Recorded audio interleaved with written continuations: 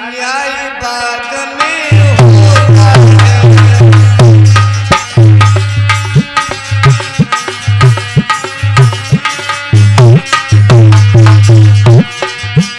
माली की लापरवाही से अन्याय बाग में होता है।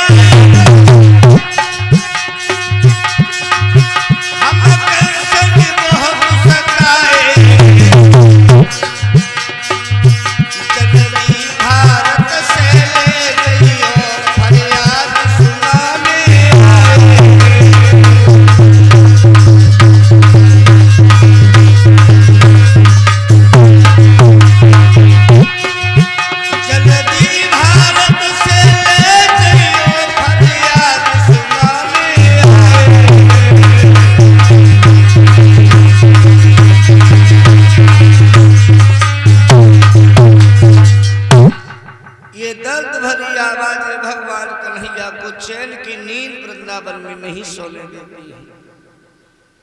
कन्हैया सोच रहे हैं कि अब कोई एक ऐसा कारण मिल जाए कि हम वृंदावन से मथुरा पहुंच कंस का वध कर धर्मराज को स्थापित करें। भगवान कन्हैया की इच्छा पाकर के एक दिन देवर्षि नारद कंस की सभा में बैठने के लिए गए। देवर्षि नारद का कंस की सभा में पदार्पण होता है। उदास मन से कंस देवर्षि नारद का स्वागत करता है। देवर्षि नारद कहने लगे हैं कि महाराज कंस, इन दिनों मथुरा में सब कुशल हैं? कहा बाबा अब कुशल नहीं है। देवर्षि नारद कहने लगे हैं महाराज कंस, थोड़े दिन पहले हमारी आपकी मुलाकात इसी मथुरा धाम में हुई थी। हमने तुम्हें काली दह से कमल पुष्प मंगवाने की सलाह दी थी। कंस कहने लगा है बाबा मैंने नंद के लिए पत्र भी भेजा। कन्हैया ने खेल ही खेल में काली देह को निर्विघ्न बना दिया। समय से कमल पुष्प मथुरा धाम में पहुंचाए गए। कन्हैया बलराम से कोई भूल ही न बनी, जिसे लेकर के हम कन्हैया बलराम को मथुरा के कारागृह में बंद करा देते।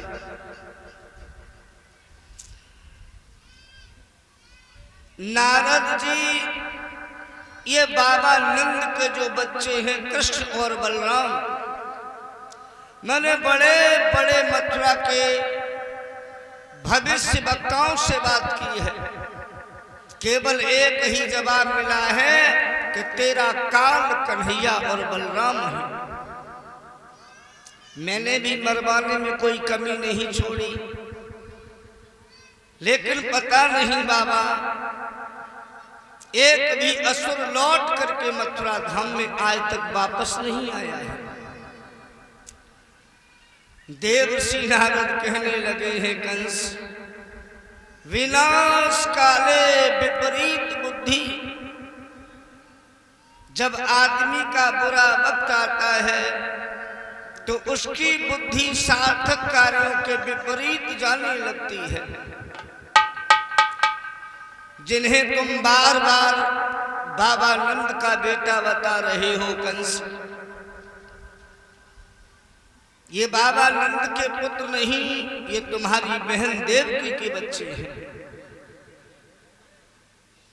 खैर महाराज कंस, आपने खेल तो बहुत अच्छा खेला, लेकिन जगत खिलाड़ी के आगे तेरा खेल चल नहीं पाया। महाराज कंस, जब तक तुमने बहन देव की बहनोई वसुदेव के 6 पुत्रों की हत्या की, तुम्हारा खेल सत्य रहा। देवताओं का वास्तविक खेल 7वें गर्भ से प्रारंभ हुआ था। याद करो महाराज कंस, जब तुम्हारी बहन देवकी ने 7वां गर्भ धारण किया था। उन्हीं दिनों वसुदेव की बड़ी पत्नी रोहिणी देव की वसुदेव से मिलने के लिए मथुरा के कारागृह में आई थी। इधर देवकी का गर्भ खंडित हुआ था, उधर रोहिणी के गर्भ से बलराम जी का जन्म हुआ था। 8वें गर्भ में कन्या ने नहीं, कन्हैया ने जन्म लिया था। रात ही रात में वसुदेव जी के द्वारा कन्हैया को मथुरा धाम से गोकुल में पहुंचाया गया। बाबा नंद की बेटी को लेकर के वसुदेव रात ही रात में मथुरा के कारागृह में आए हैं। जो कन्या तुम्हारे हाथों से मारी गई, कंस समझ गया है कि अब मेरी मृत्यु निश्चित है, कन्हैया ही मेरा काल है। तत्काल में ही कंस ने वसुदेव को कारागृह से बुलवाया है। कहने लगा है, आओ मित्र वसुदेव, बड़ा अच्छा उपहार दिया है। ये तो निश्चय हो गया है कि अब हम मथुरा में जिंदा नहीं बचेंगे, लेकिन महाराज मरने से पहले वसुदेव हम तुम्हें भी जिंदा नहीं छोड़ेंगे, क्योंकि तुम जिंदगी जीने का अधिकार खो चुकी हो। आपको जिंदगी जीने का अब कोई अधिकार नहीं बचा है। तुच्छ प्रलोभन देकर के आपने हमारे जीवन का सौदा कर दिया। याद करो वसुदेव, जब हम अपनी बहन देवकी की हत्या विदाई की घड़ी में कर रहे थे, आपने यमुना का जल अंजल में लेकर के कसम खाई थी कि हम देवकी की हर संतान तुम्हें देते जाएंगे। बहुत अच्छा उपहार दिया है मित्र। छली मित्र वंचक त्रिया सुत आज्ञा दे टाल, नौकर बर जोरी करे कर दो वही हलाल। मित्र विश्वासघाती हो, पत्नी चरित्रहीन हो, पुत्र बात न माने और नौकर बराबर जवाब देने लगे। नीति शास्त्र कहता है कि इनका तुरंत ही कत्ल कर दो, वध कर दो, लेकिन आज के समय में ऐसा धोखा मत खा जाना। आज के समय में ऐसी भूल मत करना, क्योंकि पहले राजतंत्र था, आज के समय में यज्ञपति महाराज जी प्रजातंत्र है। आज के समय में अगर आपने किसी की हत्या की तो 302 का मुकदमा लगेगा, व्यर्थ में आप जेल काटोगे। हत्या किसी की मत करो, लेकिन इनका साथ दुश्मन की तरह से त्याग दो। कंस तलवार लेकर के वसुदेव जी को मारने के लिए उद्यत होता है। वसुदेव कहने लगे हैं कि महाराज कंस, तू जिस मृत्यु की धमकी हमें दे रहा है, महाराज वो मृत्यु तुम्हारी भी प्रतीक्षा कर रही है। आज न सही कल, कल न सही परसों, महाराज आपको भी उसी घाट पर जाना है जहां मुझे जाना है। राजा रंक अमीर गरीब फकीर मूर्ख मंत्री संतरी कर्मचारी अधिकारी व्यभिचारी ब्रह्मचारी कोई भी हो, एक न एक दिन काल का शिकार उसे अवश्य बनना है। संसार में आप कहीं घूमो, देश विदेश जियाए वहां चले जाओ, एक दिन जब अंतिम समय आएगा तो अंतिम पड़ाव मरघट होगा। केवल मरघट, मरघट के अलावा कहीं नहीं जाना। हर व्यक्ति को यह मालूम होता है कि जिंदगी का अंतिम पड़ाव मरघट है, फिर भी व्यक्ति समझ नहीं पाता है। गुरुदेव जी ने एक मरघट के ऊपर गीत लिखा था। भक्तों दुनिया में लाखों का मेला जुड़ा, मेला जुड़ा, हंस जब जब उड़ा तब अकेला उड़ा, हंस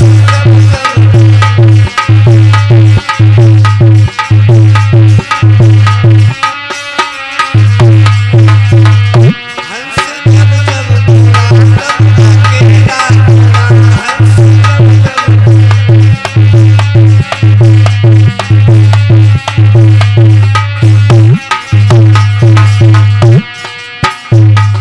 हाथी घोड़ा चढ़ने वाले इस घाट में आए, नंगे पैर भटकने वाले इस घाट में आए, स्वर्ण भस्म के खाने वाले इस घाट में आए, गाने बीन चबाने वाले इस घाट में आए, घर कुरमा के नाती बेटा इतना ही कर पाए, नाड़ी छूट गई तो केवल मरघट तक ले आए, सोच रहा हूँ घर से कितनी थी मरघट की दूरी, जिसको तय करने में भक्तों उम्र लगा दी पूरी।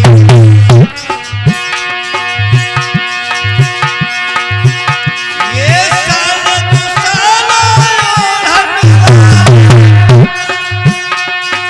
इसी घाट पर आए, बिना कफन मर जाने वाले इसी घाट पर आए, बिना कफन मर जाने वाले इसी घाट पर आए।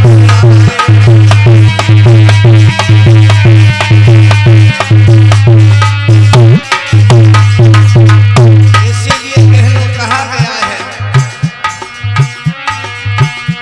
कि पहरा के गले लगवाए लीजिए पर होए महल में चोरी, पहरा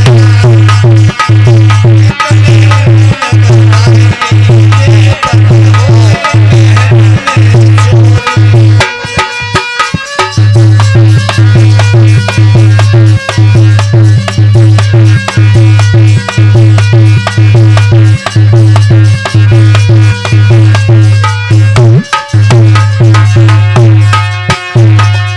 होए महल में चोरी भक्तों, होए महल में पहरा के गले लगवाए लीजिए पर होए महल में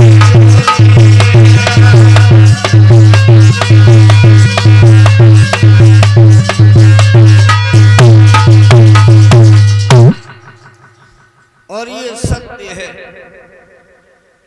आप कितना भी धन कमाओ, कितना भी परिवार को बढ़ाओ, कुछ भी करो, एक न एक